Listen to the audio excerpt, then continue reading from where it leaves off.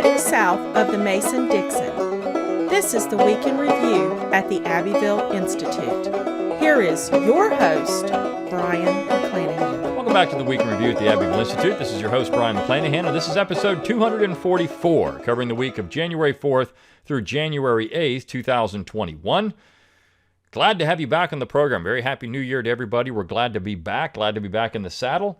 Don't forget to follow us on Twitter, like our Facebook page, and subscribe to our YouTube page. You can find all those social media accounts at our webpage, abbevilleinstitute.org. That's ABBEVILLE, institute.org. While you're there, give us an email address. We will give you a free ebook, Exploring the Southern Tradition. It's a great book by 20 Abbeville Institute scholars. You can also pick up a copy of that, a hard copy, if you want to. If you go to Amazon.com, just look for the title, Exploring the Southern Tradition. You can buy a version of it there, so you can have a copy to hold in your hand. But if you just want an ebook version, it's a great way to do it by simply giving us an email address. Also, remember, we exist on your generous contributions alone, so if you like what we do, you like the podcast, the website, conferences, everything that we do, consider a tax-deductible donation to the Abbeville Institute. We've started 2021 tax year, but it's never too early to start giving to the Institute. We are in for what I think is going to be a pretty dark time in 2021, though I do have hope that the Institute is going to continue to get better and do more with our mission. And all that relies on you. So if you like what we do, consider a donation to the Institute. Also, download our free mobile app. Just go to your app store, look for Abbeville Institute. That will pop up. It's a great way to keep up with the Institute on the go. Remember, all our lectures there are free of charge. Our podcast, of course, is free of charge. Share the podcast around on social media. Do what you can to get people thinking about the Southern tradition. It is the only way, the only organic way to grow a following. And we really are interested in that. We've got a lot of exciting things in store for 2021. We've got our first Zoom conference coming up January 26th. As I'm recording this, there are about 15 seats left. So if you were on the email list, you should have gotten an email about that. But I will send out another one. 15 seats left. It's going to be a lecture by the great Tom DiLorenzo, The Problem with Lincoln. And so this will be the first of our Zoom conferences for 2021. We're looking to do one of these a month. So this one, January 26th, we'll have one in February. Topic, I have a topic. I'm just working behind the scenes to try to make sure we solidify everything. We've got other plans for more videos. We've got plans for some website changes. We've got a lot of great stuff in store, plus our summer school and other things we're doing. So buckle up for 2021. It's going to be an interesting time. But all that said, let's talk about the material we had for this particular week. And again, glad to be back here. I mean, this is an honor to come on and be able to talk to you all once a week. Or if you go over to my personal podcast, The Brian McClanahan Show, you might get me 2 or 3 times a week. So it's always an honor to talk to you and get your feedback about things. But look, everything that's happening this week, everything that's going on since we last talked, which was the second week of December. It's been a couple of weeks now since we were on with the podcast. But so many things are happening. We saw the United States Congress pass a National Defense Authorization Act, which allowed for the removal of Confederate names from United States military installations. That was a big issue, and we have Boyd Cathy writing about that this week.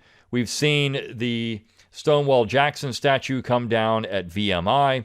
A lot of things are happening. We've seen, of course, Robert E. Lee pulled out of the United States Capitol.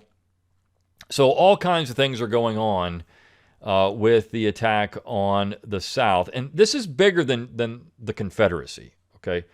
Look at the news as we had the incident at the Capitol a couple of days ago, where you have the guy walking around with a Confederate flag, and look at how people are discussing that in the mainstream media. It's embarrassing, the 8th grade level information that people have about John C. Calhoun. And I do blame this, not just on the leftist historical establishment, but also people like Alan Gelzo and Victor Davis Hanson and others who are quote-unquote conservatives, who have spent a lot of time in the last few years, and the last decade or more, ripping apart the South. Because you see, to them, the South is the antithesis of everything good in America. If there's anything good, it never came from the South. The only good things that ever came from the South were the Southern founders. And even they weren't good enough because, of course, they were also slave owners. And so we have to always apologize for that, even though none of us had any connection with that. None of us ever, nobody in the United States that lives now ever owned slaves. What do we have to apologize for things that people did 200 years ago or 150 years ago? I mean, this is beyond the level of stupidity. But this is what people think we should do. And by doing so, you play into the hands of the progressive left and the progressive right. You see, Alan Gelzo and Victor Davis Hanson will run around saying they're conservatives, but they're really not. They're part of the progressive left. They're part of this American exceptionalist position that the neoconservatives have been pushing now for quite a long time, 40 years or more. And it's embarrassing these people are even called conservatives.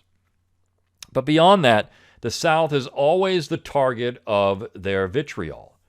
You see, if the South wasn't around, the United States would have progressed in a different way. It would have been the shining city upon a hill that John Winthrop, or John Weintrop as the Yankees would have called him, the shining city upon a hill that would have provided great things for the entire world. And that's why we need to have this aggressive foreign policy.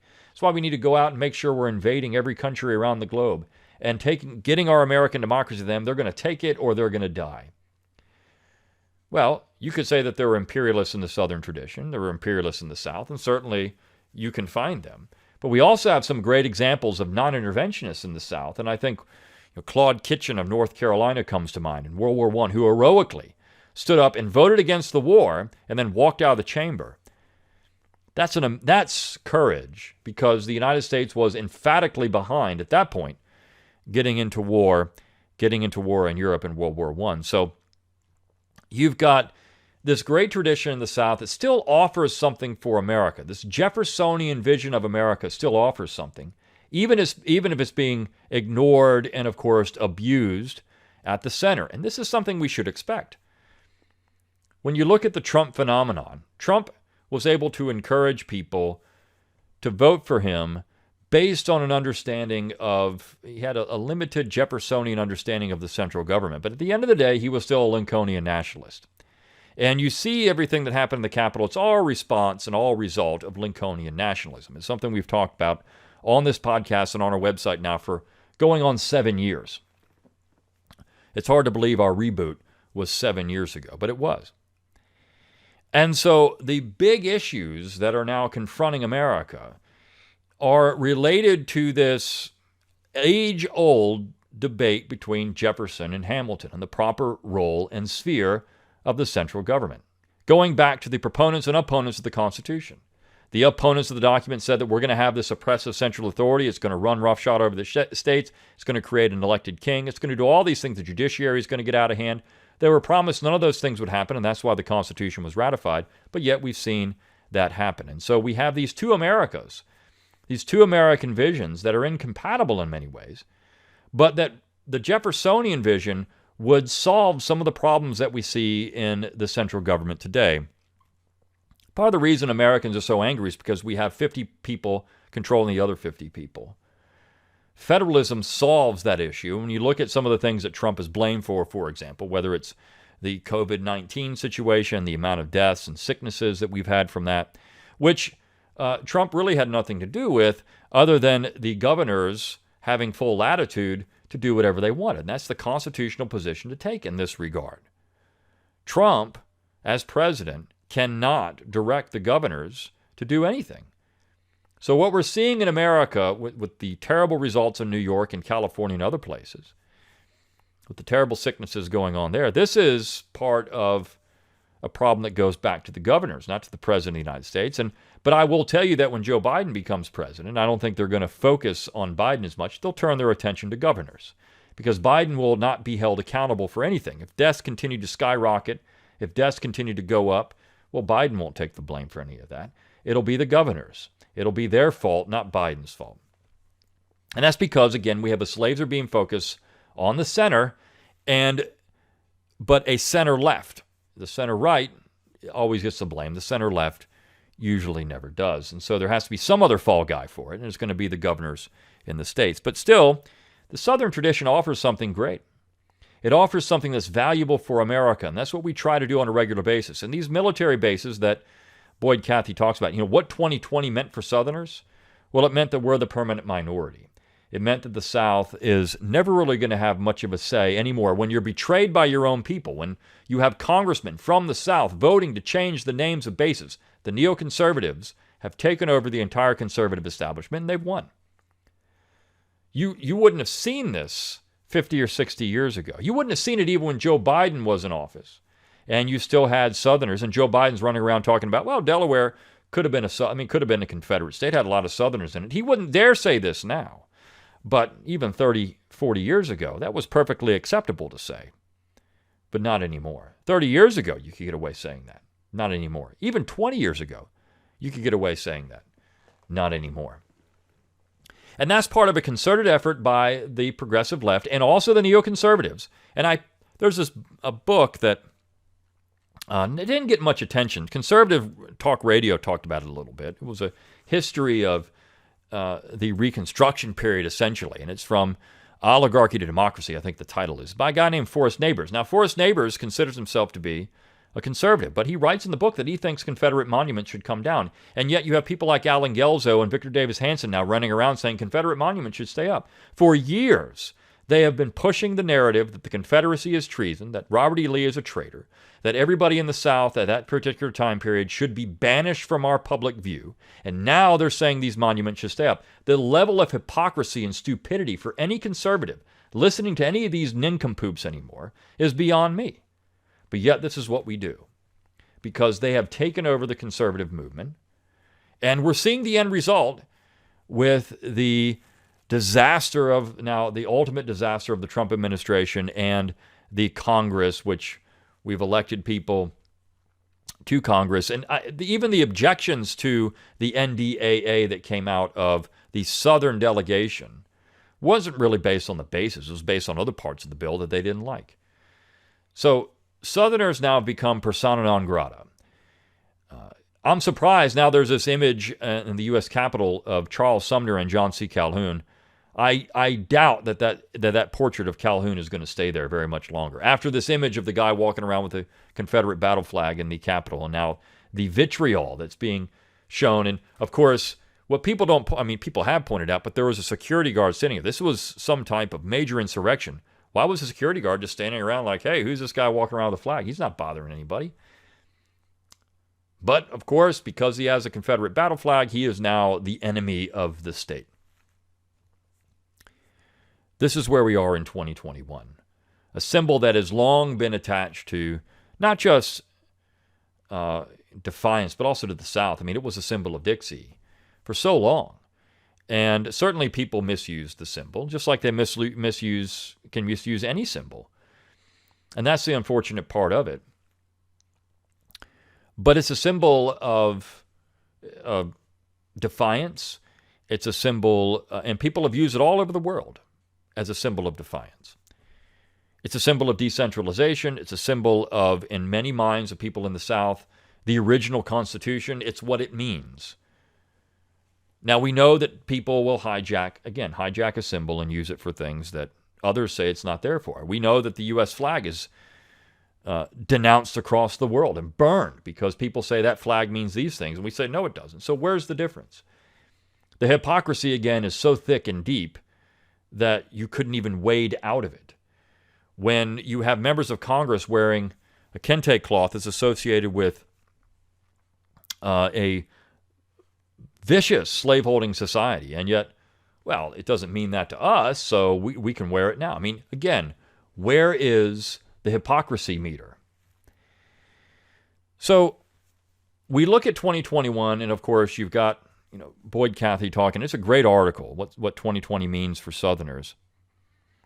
And it's not good. I mean, monuments coming down or vandalized to the point of being unrecognizable. Not just that, the changing of Confederate names, but we all mentioned this is going to be the low-hanging fruit, and this is just the start.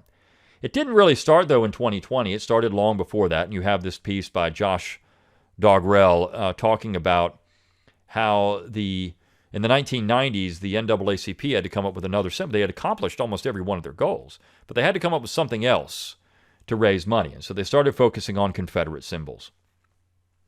And for a long time, they never even were concerned with the battle flag. That wasn't anything that was on their radar. In fact, you have John Lewis pictured shaking hands in front of a Confederate battle flag. This is not something they saw as a problem. But yet by the 1990s, when they needed to raise money, it became a problem. And of course, the agenda then became to tell people this thing is racist, this thing is awful, and it needs to be out of public spaces. When you have the governor of New York issuing a directive that other symbols of hate, including the Confederate flag, will not be sold on state property any longer. I mean, this is where we are. And of course, he's equating the Confederate flag with the Nazi swastika and other things. If you go into the National Infantry Museum, you can see these things are subtle. Go into the National Infantry Museum in Columbus, Georgia, and see how Confederates are portrayed in that. They're the enemy. This is not a war between two Americans. This is a war between an enemy and the good guys, which is the U.S. Army. When that type of indoctrination is there at all levels, whether you're at elementary school, middle school, high school, college, and also from both sides, the left and the right, what's left for the South? That's the problem that we find ourselves in with the Southern tradition. It's a sticky situation, to be certain, because when you start talking about what the South means for America, then the South is just based on race. But we know that's not true. We know that you can't. That would imply that the North wasn't racist, that the North didn't have a racist bone in their body. Northerners were just pure, holy, moral people who just worried about the plights of black slaves. We know that wasn't the case. We know that Northerners were just as racist as Southerners. We know that that slavery, Northerners profited extensively from slavery. We know that Northerners, in fact, maybe Northerners were more racist than Southerners, and openly so. But that, you have to have the good and the bad. You have to have the shining, the guy in the white hat and the guy in the black hat, and the South becomes that guy in the black hat. But the Southern tradition offers so much. When you look at our current political mess, and we didn't publish anything on this week, but just to mention, we look at the current political mess where you have 50 people controlling the other 50 people. Well, Calhoun had much to say about that, and that was the concurrent majority. A numerical majority is never going to be a real majority because it can be so narrow that the other side is going to be abused. And essentially that's what we're seeing now in many places across the United States, including the central government. The numerical majority is going to abuse the very close numerical minority. And they're going to do it and be glad about doing it. You look at the language that's being used. I haven't seen this kind of rhetoric in America since the 1850s and looking at historical documents. When Southerners were called vomit, devils. And that meant something. When you called somebody a devil in the 1850s, with the United States being as oriented towards religion as it was at that point, when you call Southerners devils, that is a serious slap at their character. Now, I mean, most people don't even blink an eye at that anymore. But in the 1850s, that was a serious accusation. You made that charge, and you're calling someone a demon, evil personified. And they took that seriously. Now, when you see someone on the right have something bad happen to them, they get killed, God forbid, or injured in some way doing something, well, they deserved it. When this happens to someone on the left, these people are heroes. And that's the mainstream media. We know that there are other avenues out there that people are looking at alternate media sites now, but this is what you get. And part of that is because we've got this level of rhetoric and this nationalism. The South offers a counterweight to that. Calhoun said, look, we don't need to have this. Let's have a concurrent majority. Let's have it to where one state could simply knock down an entire piece of legislation simply because it could injure the people of that state. And not only that, we should have a situation where the majority cannot plunder the minority. Whether it's economically, whether it's socially, whether it's politically, you just can't do it. That would be where federalism would really work. And the Southern tradition is part and parcel of that. Now, the South didn't create all these things. I mean, you look at, for example, nullification, which is often associated with the South, and Thomas Jefferson and James Madison, who discussed it in 1798 with the Virginia-Kentucky resolutions. But both Northerners and Southerners were nullifying laws in the 1760s and 70s that they considered to be oppressive and unjust. Northerners and Southerners. In reality, the Jeffersonian position of America really is the American position. What we see beyond that is not really American, so to speak. It's a different kind of political sensibility that I think finds most of its currency in Europe. But the Jeffersonian position is purely American. And it can go in different directions. You can have far-left Jeffersonians. You can have conservative Jeffersonians. And I wrote about this. We're all Jeffersonians at one point. Because that Jeffersonian vision of America, decentralized, small communities, states having powers. This is, look, Kevin Gutzman's book, and we're going to have Kevin Gutzman on a Zoom conference at some time to talk about Jefferson or Madison or Virginia in particular. That idea of this Jefferson as a federalist, with the real federalist, federal republic, that was his driving agenda. He could be a reformer in Virginia, but his reform stopped at the mountains and didn't go beyond there. It didn't go into Maryland. It didn't go into North Carolina. It stayed in Virginia. And I think that's the thing that we should take away from that. This requires, though, on the other hand, a commitment to federalism that would mean that you would stop worrying about what happens in California or Oregon or Washington or Massachusetts. Now, most Southerners don't even think about those things anyways. But for those who are committed to something else, they want something else. They want to focus on what everybody else does everywhere else. That domestic imperialism, that's the real problem. It's the root of all the angst in America. So I love this piece by Boyd Cathey. I love the piece by Josh Dogrell. And you had a couple other interesting pieces. The piece by Cliff Page, which is about some postcards that he found in an old yard sale, these old postcards. And he mentions that, these used to be treasures for people to have these type of things, but they're postcards of Robert E. Lee, which no one is going to want to pick up anymore. He says, the current generation of humanity in America has become a genetic hybrid, fusing the jellyfish with the sheep, spineless followers of little character and no direction, floating about, forgetting the past, and unable to see into the darkness, sucking them into the future.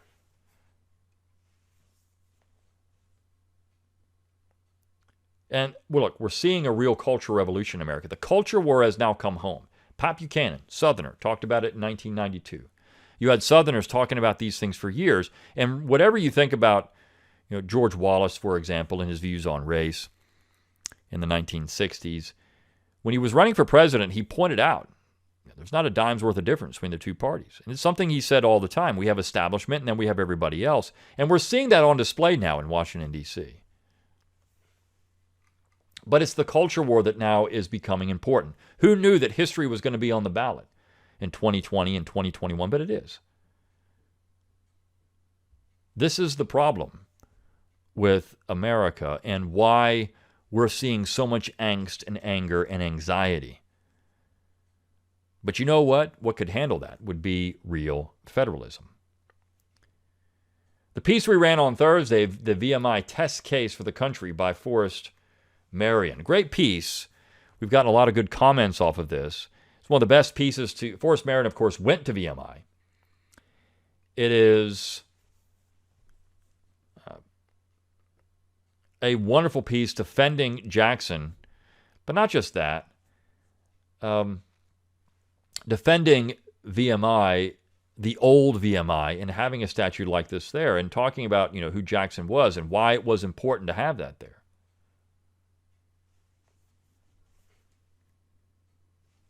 He says, the VMI community, Virginians, indeed Americans who care about the survival of their institutions, must reject completely the pernicious and poisonous concept of structural racism under a neo-Marxist-based definition.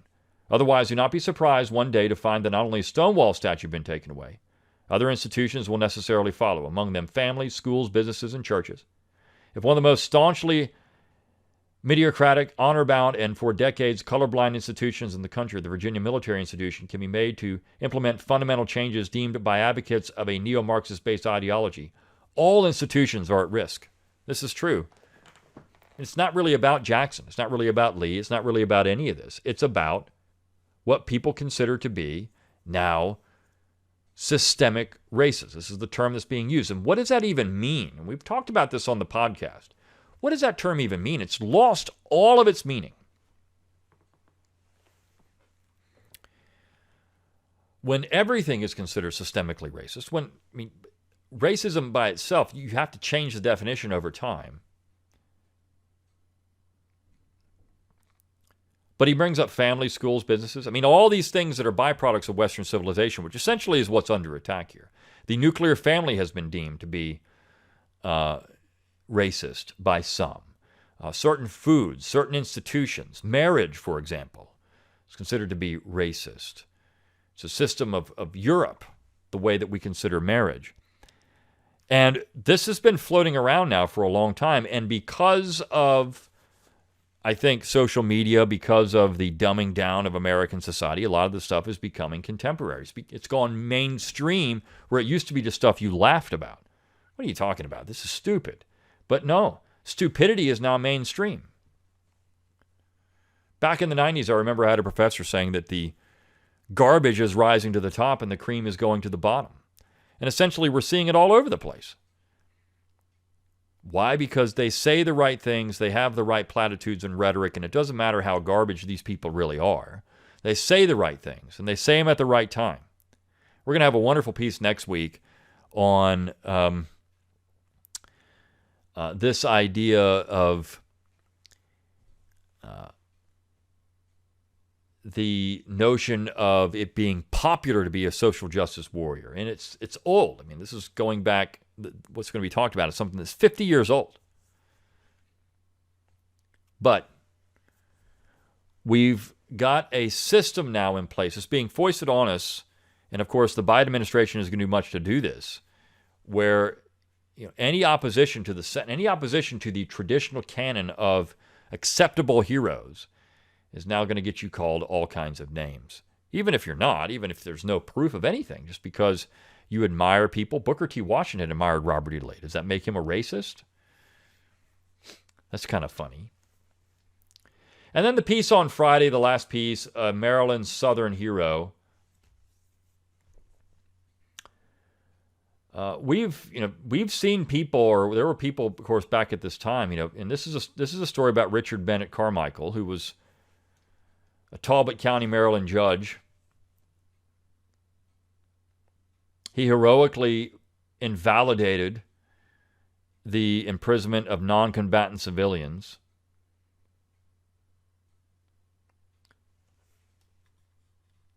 And this was standing up to the federal government.